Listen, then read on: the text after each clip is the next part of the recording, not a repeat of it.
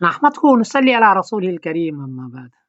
अभी अभी सुना कि हज़रत मौलाना अब्दुस सुबहान साहब रहमतुल्लाह अलैह, जो जामिया रहमानी के उस्ताद थे, उनका इंतकाल हो गया। इन्ना लिल्लाहि व इन्ना इलैहि राजिऊन।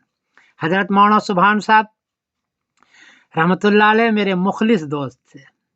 1984 में जब मैं खानका रहमानी गया मुदर्रिस होने के लिए, तो मौलाना मिन्नतुल्लाह साहब रहमानी रहमतुल्लाह अलैह से उन्होंने खास मेरी सिफारिश की थी, खास। और उन्होंने मुझे उस्ताद हदीस वहाँ मुकर्रर फरमाया था। ये बड़ा एहसान था उनका मेरे ऊपर। फिर जब तक मैं वहाँ रहा, हजरत के साथ मेरी मुलाकातें रही, बात रही। असर के बाद हम लोग जमा होते थे 4-5 उस्ताद, और मजलिसें बैठती थी। तो वो बहुत ही अच्छी अच्छी बातें क्या करते थे, मजलिस को ज़ाफ़रान ज़ार बनाया करते थे वो। और हंसी खेल, फिर इल्मी बातें, ये सारी चीज़ें हुआ करते थे।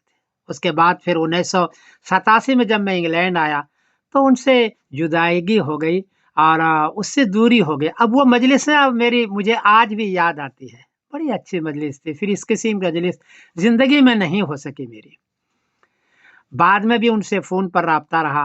वो खानका रहमानी के बारे में बहुत सारी चीज़ें बताते थे, बहुत चीज़ें हमें मालूम होती थी, और हमारी दोस्ती बरकरार रही। आज वो दुनिया से चले गए हैं, मुझे बहुत अफ़सोस हुआ। एक मुखलिस दोस्त दुनिया से मेरे चले गए। अल्लाह ताला उनको जन्नतुल फ़िरदौस अता फ़रमाए, अज़ाब जहन्नम, अज़ाब क़ब्र से निजात फ़रमाए, क़ब्र के मरहलों को वो आसान फ़रमाए, और जो कुछ उन्होंने खिदमत की है जामिया की, उसका उनको बदला अता फ़रमाए। बहुत कम लोग होते हैं जो इस किस्म के होते हैं, इन्होंने जामिया ही में पढ़ा, वहीं मुदर्रिस हुए, वहीं के रहे, और वहीं की मिट्टी के अंदर आज दफन हो गए।